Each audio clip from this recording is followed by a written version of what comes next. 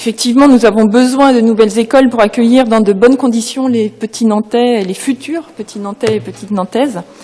Un défi qu'il nous faut relever maintenant et sur les années à venir dans le contexte de croissance démographique forte dans lequel nous sommes. Nous avons déjà débattu à ce sujet ce matin.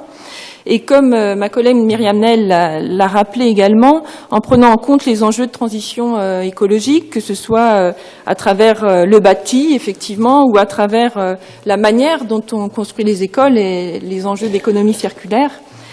Donc sur ces points-là, je tiens en tout cas à remercier et à féliciter mes collègues, que ce soit Julie Lernouz sur le bâti ou Maëlle Copé sur l'économie circulaire, et en lien bien sûr avec Myriam Nel à l'éducation, qui ont su faire bouger les lignes et qui permettent de proposer des écoles nouvelle génération, j'ai envie de dire, pour demain.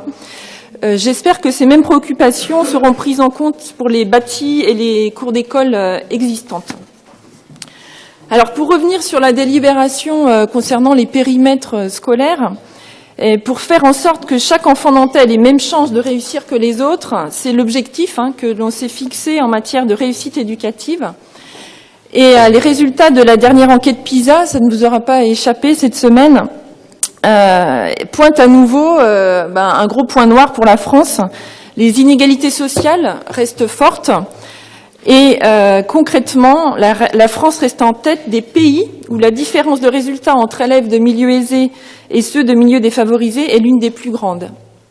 Et ces écarts ne sont pas aggravés, heureusement, mais nous n'avons pas non plus réussi à les réduire à travers l'école.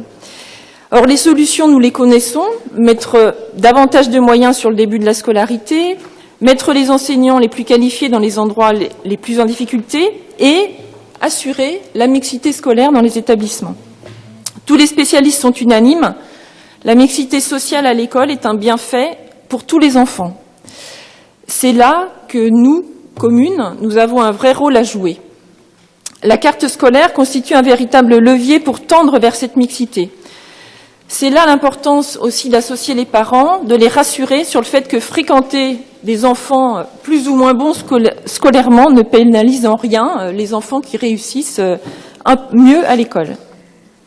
Donc poursuivons, approfondissons ce travail sur la carte scolaire en associant les parents, comme cela a été fait, pour contribuer concrètement à cet enjeu de mixité. L'ouverture de nouvelles écoles et de nouvelles classes nous en donne pleinement l'occasion. Saisissons-nous de ces occasions. Tout le monde sera aussi gagnant si nous associons l'ensemble des acteurs de l'école dans la définition des nouveaux projets d'école. Enseignants, personnel, enfants, parents, etc. L'expérience en cours à l'école Ange Guépin, confiée au collectif Groom, mérite d'être étendue à tous les nouveaux projets d'école. Nous nous félicitons que du temps supplémentaire ait été accordé pour cela, comme nous vous l'avions demandé en conseil municipal de juin. Il convient maintenant de prendre en compte le rendu de ce travail dans le suite de la démarche, et j'espère que vous y serez particulièrement vigilantes, chers collègues. Je profite de cette délibération également pour évoquer l'école du quartier de Doulon-Gohard, qui fait l'objet qui sera vue dans la prochaine délibération. Nous réitérons la demande que nous avions également faite au conseil municipal de juin, mais alors de l'année dernière, cette fois-ci, profiter de la construction de cette nouvelle école à proximité de futures fermes urbaines pour installer une cuisine dans l'école. Cela permettrait de redonner du sens à la manière de nous nourrir et d'être en lien avec la nature, et cela préparerait nos petits citoyens à un des défis de la ville de demain. Je vous remercie.